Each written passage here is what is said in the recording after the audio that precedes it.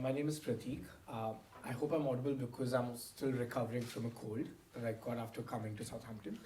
Uh, but well, uh, firstly, thank you, Andrea. Thank you so much for being a wonderful host. Thank you, Stephanie, for supporting the application. And I think I'm really excited to present this research.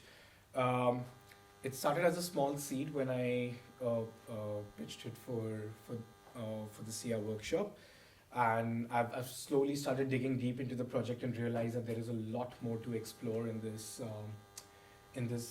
project that I'm working on. So before I begin, a little bit about me. I'm Pratik Purswani. I'm from India. I am an assistant professor of law at Jindal Global Law School. It's a school in the north of India. India is quite big, as you all know. And I think part of me when I've fallen sick is also because of the drastic weather change that sort of my body has gone through in the last, say, a week. And I'm not even sure if it's really weather anymore, or it's actually because of the erratic weather patterns, because of climate change. Because in the past 10 days, I want to say, I've gone through temperatures which are 40 degrees Celsius. Then suddenly it snowed in the Himalayas, which led to a cascading effect where the temperatures dropped by 15 degrees in this very same space, which was 40 earlier. It rained, and then I thought that, okay, all this is fine, I'll be able to manage all of this, and I reached Southampton and the temperature was suddenly 10 degrees Celsius. So this body has gone through a lot and I'm trying to still recover, so I hope I'm audible. But this brings me also to this set of intervention that I'm trying to sort of address. There are a lot of words over here that we can see. It's of course human rights, state repression, criminal selectivity in disruptive climate protests. What I'm broadly trying to understand is how climate protests have taken a sudden disruptive tone and how do they interact with human rights. Yeah. So to to briefly begin, climate justice movements are not new. We're hearing about them relatively more now, but broadly environmental justice movements and more particularly climate justice movements have tried to address the governmental inaction. We've seen various instances where there are mass protests taking place to sort of to talk about the environment, to say that what needs to change, what kind of action needs to be taken, and this has been going on since 1970s. These protests rather have, as we know, been mostly peaceful, and the discourse likes to speak of it in this binary of whatever's peaceful is non-violent, whatever's not violent is peaceful, and therefore everything is sort of everybody sort of always believed that there is a fundamental right to protest, and we can sort of demand our rights by asking government to act in the way that we expect the government should behave. So there have been protests all this while. They've been calling out for governmental inaction. But what we are now increasingly seeing is that there is large mobilization from different groups of people. And these different groups of people, of course, are calling for climate justice. There are indigenous movements calling for climate justice. There are global south diasporas living in global north calling for climate justice.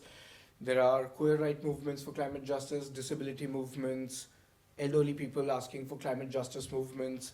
And not just groups of people, but there are also different professions who are coming forward to ask for climate justice. We see doctors mobilizing to ask for climate justice. We're seeing scientists locking in, protesting outside.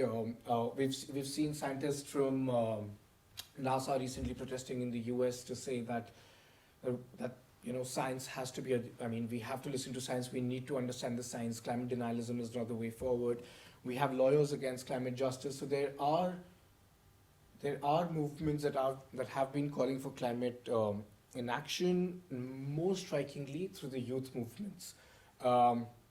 School strikes are common all across UK, Europe, everywhere in India, everywhere in the world actually. We're increasingly seeing school strikes. So it's become a more common feature. Now, everyone who's exercising this right, the act of protesting by the actor, that is the protester, is fundamentally guaranteed as per the human rights that we have. So every protester has fundamental human right to protest, and this sort of human right comes from your freedom of expression and freedom of assembly. Yeah, for I understand most of us are not lawyers in the room, but those of us who are, these are broadly the frameworks that govern it. We don't need to go, or we don't even need to know the frameworks. We don't even need a full informed understanding. And intuitive understanding is enough to know that we have the right to protest because we have the right to express ourselves, we have the right to assemble peacefully. But recent climate justice movements have somehow taken a more confrontational turn, some of a more disruptive turn. And we've all seen and heard groups like Extinction Rebellion and Just Stop Oil sort of very expressly, very actively calling for civil disobedience, calling for direct action, non-violent direct action, and that's been on the rise. UK has seen vast number of projects which have a disruptive element. These disruptive climate protest movements have defaced art. We've seen various instances where paint is thrown at artworks, where tomato soup is being thrown at artworks. We've seen instances of mashed potatoes being thrown at artwork to sort of demonstrate a point, to say that how important it is to talk about climate justice. And then art, I mean, even art needs to take this into account, that the climate justice is really important. And so, I mean, there have been different movements sort of calling for civil disobedience. And again, civil disobedience is also not something that's absolutely new. We've seen, I don't know, most of us have heard of the Chipko movement from India, where villagers started hugging a tree so that it could not be cut. These are minor infractions that people are willing to, sort of minor civil wrongs that people are okay with, in order to prove a larger point. And it's been considered in many ways a brave act by many people. So we've seen defacement of art, we've seen blocking of roads and runways in the UK, in Europe. We've seen Trafalgar Square being sort of blocked by many activists. There are reports where certain ambulances had to sort of take a detour. And we understand that although the protest is positioned as a peaceful protest, it does have a performative angle, it does have a disruptive angle, which can impact the rights of others. Yeah. So we've seen that roads are blocked, runways have been blocked. Heathrow, I think, was shut for a good 12 hours because some people glued themselves to the runway a couple of years back. So there are increasingly disruptive climate protest movements which have also blocked critical infrastructure. There's just some more examples where protests are taking very different shapes and forms. I think this is also the bridge in London, which was blocked, I think, I want to say in 2022, which I think blocked the traffic for straight up 48 hours. Yeah, so there are these new tactics, there are these new challenges that the human rights discourse has been confronted with. And what we're now starting to see, that sure, while everyone has the right to peacefully protest, to non-violently protest, and what the human rights discourse, by the way, defines what's peaceful / what's non-violent, is that as long as there is no bodily injury or bodily harm, there is no harm to any other person, so long as it remains peaceful, it is okay if it remains disruptive. So in that sense, we do understand that even though the protest is disruptive, it can be a bigger concern for public order, for national security, and for the rights of others, of course.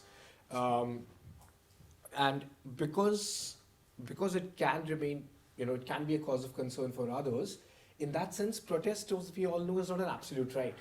It can be curtailed, it can be limited. There can be some form of reasonable restrictions on the right to protest. And these kind of restrictions is something that the human rights discourse is trying to balance, to understand that although this is peaceful and disruptive, how do we sort of strike a balance and say that, you still have your right to protest, even if it comes at the cost of disrupting or causing inconvenience to others. So, and again, we don't need to go into the fine print, but some human rights courts, scholars, human rights bodies have said that peaceful assemblies can in some cases be inherently or deliberately disruptive, and they do require a higher degree of toleration. Or in other instances, what they've said is that even if it causes a certain level of disruption, such disruptions must be accommodated. to what degree can we accommodate such differences, such disruptions? So, what my research is trying to sort of see is that how are state governments reacting to climate activism as opposed to responding to the climate change or the climate inaction that they're supposed to respond to. So what we're increasingly seeing is that there is more repression, more criminalization of protesters. And what is some of the trends that are really disturbing are that there is this over criminalization of protesters and under criminalization of the actual harm producers or the companies or the corporations that are responsible for climate change. So what this is leading to is sort of a very different dynamic where climate protesters are increasingly being arrested as opposed to climate companies being prosecuted. And then generally the conversation when climate companies are not prosecuted are to say that, oh, there is, the climate science is not clear. We're still not sure if there is any causality, if this is actually the reason why this company emitted certain emissions and therefore we're seeing what we're seeing today. So there is a very strong defense that the companies are using, and because of which we're increasingly seeing that there is under criminalization of companies and over criminalization of protesters. So what we've seen is there is increasing state repression, and then there is this criminal selectivity. What does this mean? In the last 5 years, increasingly more countries, especially the developed countries, have introduced new laws to criminalize climate protesters. In the UK, there is a law right now which says that the act of locking in or gluing to some critical infrastructure can be punishable by a punishment of up to 5 years. Now, this punishment for a mere protest, in fact, there are there is a case in the UK at this point where the co-founder of Just Stop Oil and Extinction Rebellion were given a criminal sentence of 5 years for merely planning a protest on Zoom.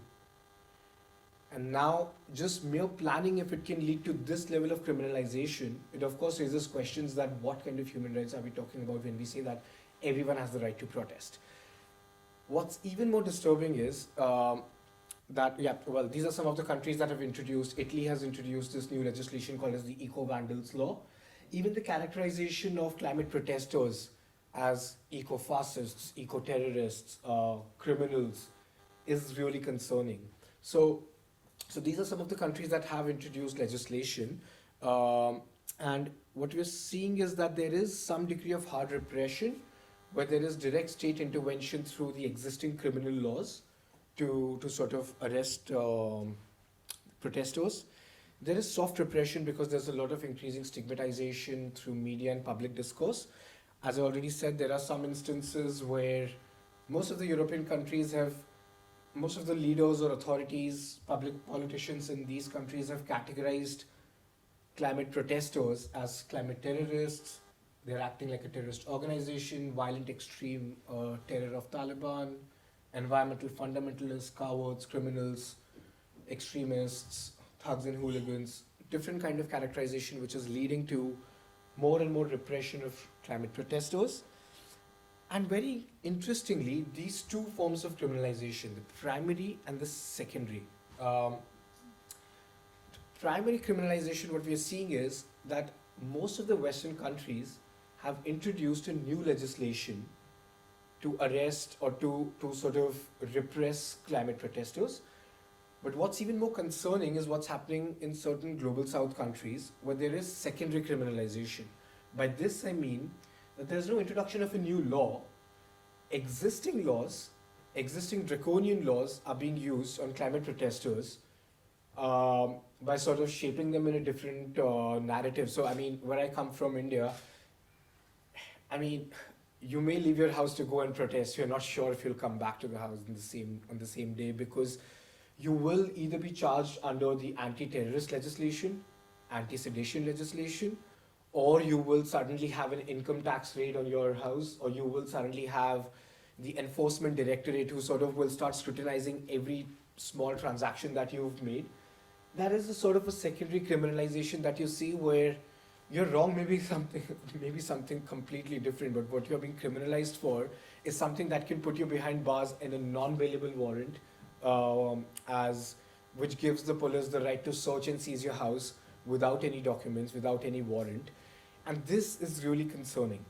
This is a trend that I'm slowly starting to observe by observing different legislations where global north countries are using primary criminalization and global south countries are using secondary criminalization.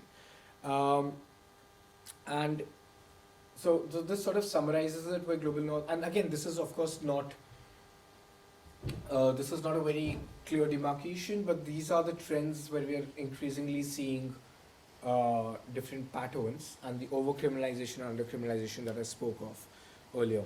Um, so, lastly, what kind of impacts does this have um, on the right to protest?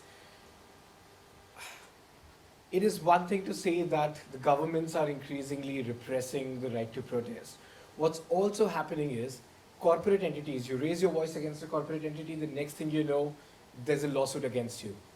Some frivolous lawsuit, something small to just impede you so that you cannot use, so to sort of some vexatious litigation to silence the activists, to sort of burn out all the funds that they may have.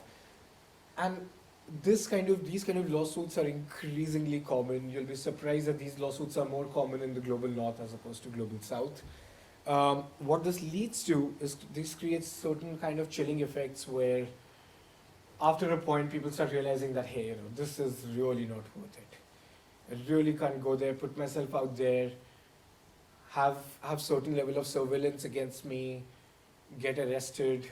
It really demobilizes. It sort of really makes a mockery of a human right that everybody, and also by the way, human rights loves using this language of universalism, where it says that all these human rights are universal human rights. Everybody has the same human right. But not everybody has the same democratic currency. Not everybody can go for the same protest or get the same punishment. So a protester in the global north goes for a protest, sometimes gets a petty offense, gets a fine and comes back home. A global south protester goes outside for a protest, may not come back because you will be either given a life imprisonment sentence or you will have such harsh penalties. So there is this need to challenge the false universality of human rights framework to say that human rights are not really universal. And it creates a different kind of chilling effect on every, a global south protester versus a global north protester. And there is increasingly this securitization because of the usage of words like eco-terrorists or eco-fascists or threat to national security. And the moment you label them as a threat to national security, it sort of allows the state to use any kind of repressive tool against you, and then it's a slippery slope. That's something that I'm trying to study. And there is, of course, digital repression, surveillance, online harassment of climate activists, which is really concerning. Very counterintuitively, I'm putting my research framework and methodology at the end to say that this is not the end, but this is how I'm planning to start this project now, actually, where I want to sort of see how the European frameworks and the inter-American frameworks differ in climate protests. I want to understand the North-South paradigm. And for this, very interestingly, I'm trying to use not just green criminology, not critical green criminology, but critical southern green criminology, which sort of challenges the universalist role of human rights framework and questions this criminal selectivity in repressing climate activists. And again, as a lawyer, I do tend to go back to my comfort space of looking at judicial decisions and legislative trends to sort of see what kind of trends emerge in disruptive climate protests. That's the resource that I'm planning to do. Thank you so much for your time.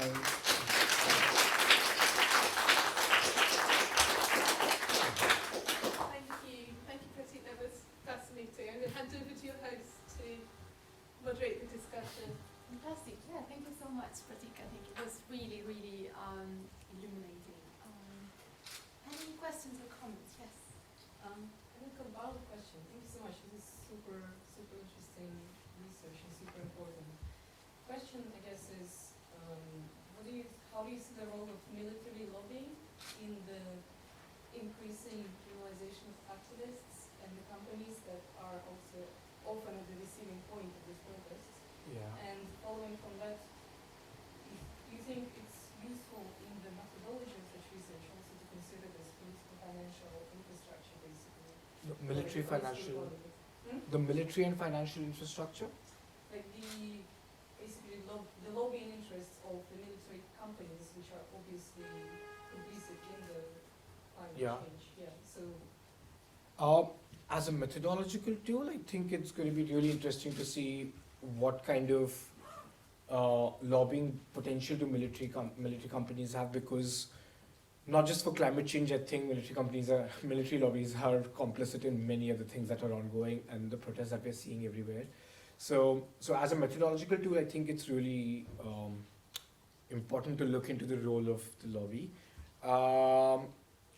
But as opposed to the earlier part, I'm not so sure if I can look at what impact do military lobbies have on the degrees of criminalization? But yes, the moment you categorize a protest as a threat to national security, military companies are just very indirectly involved, and it sort of sustains their industry. Allowing a curfew, allowing a martial law to be in place, I think favors companies and sort of really suppresses a protester, because I think what we're seeing in Los Angeles right now, there is an ongoing curfew for the protests. I think that it has some important role to play, so I think that I will factor that in taking it forward. Yeah. And Thank you. I think more generally, right, like the impact of corporate actors more generally in the lobbying, because I think military companies are probably one of the actors, but then they are obviously linked to also the extractive industry. Oh yeah, extractive industries are definitely hands in glove with. I mean, again, I can't make the statement so blanketly, and of course, this will require some backing and some information. But there are sufficient resources which say that there's a lot of funding coming from companies to sort of also fund a lot of pseudoscience and debunk climate science to whatever is being proven so far, to say that it's not really anthropogenic, or it's not really it's happening because of natural weather patterns. So I think companies do have a big role to play in terms of how any kind of protest is sort of suppressed. I see Stephanie, but I saw another hand before in this space. No? Okay, so I'll go to Steph and then you go first. Yeah? Thank you. Thank you for the presentation, Pratik. I was thinking more of a reflection, there's a global shift in the rightward turn in governments everywhere, and as you brought up, Los Angeles has a democratic, the Democrats in power, but they're still putting in curfews and trying to actively police protesting, and especially in India, we've seen that too, and using secondary legislations to do all of that. And I was wondering if you have thought about how in the last 5, 10 or 20 years, where the more authoritarian the regime is, even though if it's termed democratic, that more of this criminalization is happening. Yeah, that's definitely a factor, and that's something I have thought about, because the populist tone is a factor in terms of how protests are repressed. So we've seen that especially in Brazil with Jair Bolsonaro, and how environmental protests were suppressed, because there is a very big threat to environmental defenders in Brazil, because the threat over there is not of the degree of criminalization, but it's more about just deaths of environmental defenders, and the shift in the government really has a role to play. I can say that for India too, that since 2014, again, we don't know if the response would have been different if the present government would have been, say, of a different coalition. But the present governments, or at least the right tone, where we see different authoritarian regimes coming into play, have a role in suppressing dissent. And I don't know methodologically how to still fit it in, so I'm still exploring these questions, but it will be a factor to address. Yeah. Thank you so much. Really important, fascinating. This might be a question for both of you, because I know that you're both working sort of together in various ways. And I was just wondering how important is that moment of what we might, I don't know, reaching for a Ranachikuha in some way, think about as that moment of counter-insurgency. So you have the minor civil wrong, you've got the deployment of primary or secondary law, but then you've got that moment of protest against the use of that law. So that kind of moment, which seems to me to be very much growing, certainly in the UK context, of, what I'm not quite sure if framing it as counter-insurgency is kind of the right way of putting it, but I was wondering how important is that becoming more important than you thought, or is it not as important as you thought it might be? I think in the climate justice movement, the counter protests have still not begun to actually challenge an existing suppressive norm. But it's not far. That is definitely going to happen because it's now, I'm only seeing this in scholarship now where people are starting to talk about how some of these legislations are really repressive. But I still haven't observed this in the climate justice movement where, at least not in the global north, to say that there is a counter movement against it. But it will not be novel, it won't be new, it'll be hardly surprising if that happens because this is generally seen historically in different protest movements. In the waves of feminism, in the waves of, I think, every global right that has gone through a protest movement. It is imminent, but it's still not started, I think, and it's a great, interesting area, I think, to sort of start exploring.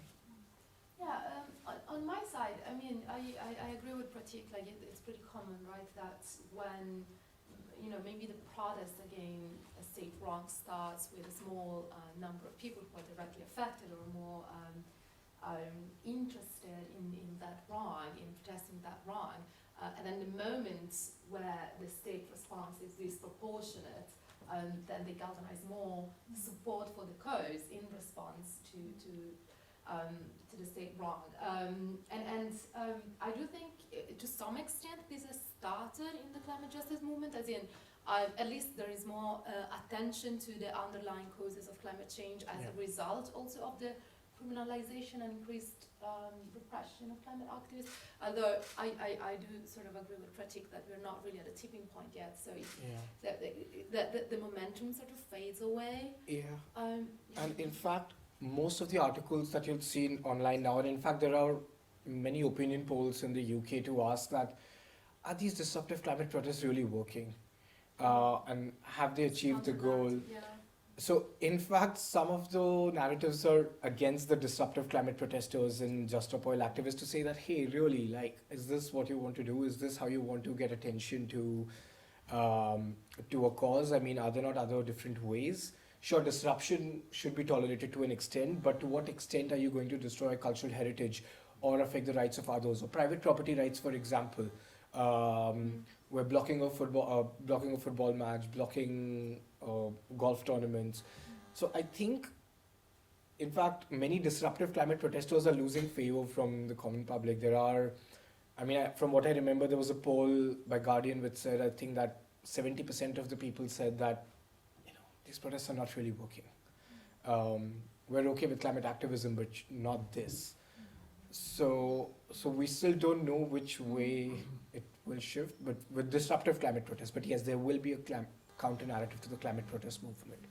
And on this, I completely agree on the climate justice movement, and we're seeing this also in the US, where somehow the current protests against IC in the US and the immigration deportations are, I want to say, instrumentalized to show the protesters as violent, although in the US we know that there's a big problem of infiltration, like military and police infiltration to portray the protesters as violent, and this is creating in some context more opposition to the protesters than is the opposite. So I think it's very polarizing.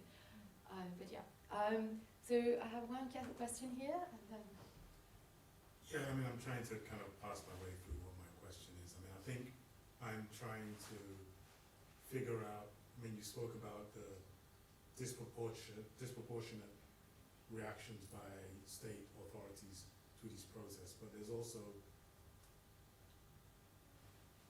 a legal methodology that these states are using in terms of their powers to theoretically, legally perform this kind of violence, which then makes it maybe morally disproportionate and ethically disproportionate, but legally allowable. And so you have both the state enacting this violence, but also the state defining the rules of what is allowed, what includes, what counts as human rights. So there's this very kind of like messy situation where the same bodies necessarily are in this mess of defining both what's allowed, but also changing the rules immediately. And so I'm wondering, Steph, you're talking about the kind of like counter to the counter. I'm wondering where the counter then lies legally in terms of who are the bodies and the parties who are pushing back against what these kind of like legal infrastructures are in terms of obviously where the money's coming from, where all these different things are happening. But it just seems, I mean, it's a depressing mess, obviously. But Shall we gather the other question as well? 'Cause I Yeah. think we're running out Well, of we're kind of nearly out of time, so I don't want to take Yeah. up more space. It was really just a comment, which is that in working with young people, what I'm observing, and it's all very anecdotal, is a degree of confusion around what is allowable and what is not allowable. And a lot of it comes down to media and this kind of soft kind of Repression. yeah, the soft kind of thing that you were talking about, because particularly in the British media there's been a lot of attacks on Just Stop Oil and those kinds of climate protests, and young people don't necessarily want to get into trouble. Yeah. Right? They're already tarred with being troublemakers. So there's a thing about what is my right and understanding what their right is in this quite complicated space.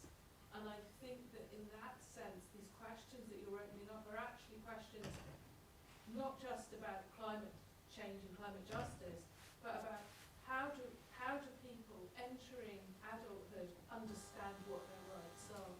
And I think there's a lot of complicated feeling around that at the moment, and there's a real need for young people to understand what their rights actually are. And I see that, in the UK, but I'm really fascinated by what you're saying about the non-universality of that right. And I also think that if young people were to get exercised about something, the non-universality of right might be something that they do actually get very exercised about. So I think I just really wanted to comment on that, because it was just kind of fizzing a few things in my head. Sorry. Yeah. We No, are I think kind of more or less at time, but do answer Kwame's if we- question yeah. quickly. Yeah, if you have a minute or two. Yeah. I think you're right to say that. I mean, governments or states have legal ammunition to use against the protesters and say that, hey, technically this is not permissible.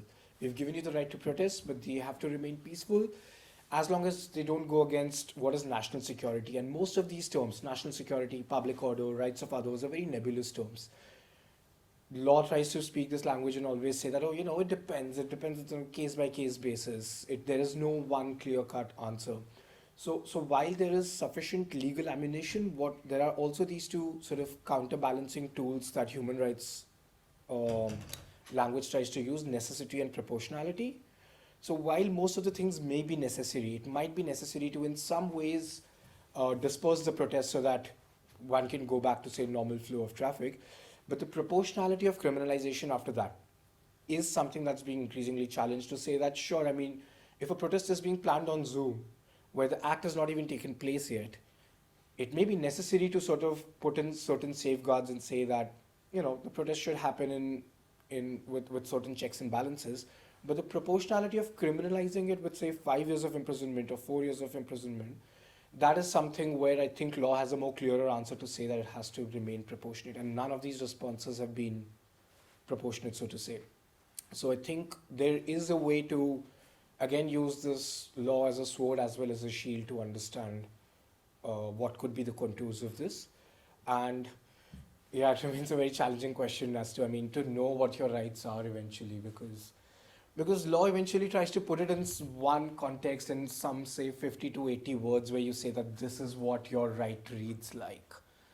But then there are so many different degrees of threshold to every right that it's almost impossible to have one right answer and for everyone to know what your rights are. And I think law is really problematic that way.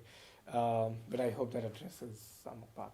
No, thank you so much. Thank you very much. I'm afraid we're